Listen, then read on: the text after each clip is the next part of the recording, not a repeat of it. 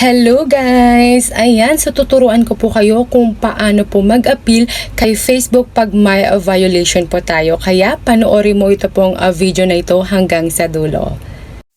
Pumunta nga po kayo guys sa inyo pong Facebook account at dito po sa may 3 lines po dito sa gilid. At dito nga po tayo sa Creator Support. Dito po tayo sa Monetization. Dito po tayo sa Policy Guidelines.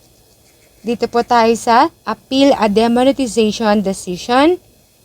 At scroll nga po natin pababa at makikita nga po natin ito po. So for content of violations, you can submit an appeal via this form. Okay, so click lang po natin ito, this form.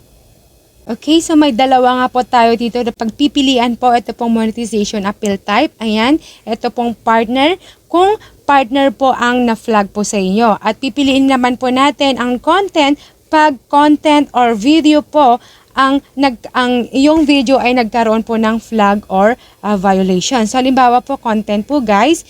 And then, dito po sa page URL, kakapin nyo po ang link sa inyo pong page. Ayan, at i-paste nyo po dito. At yung video URL po, na yung video po na nagkaroon po ng flag or violation, i-copy nyo po at i-paste nyo po dito. So, ayun lamang po guys, and click to send na po.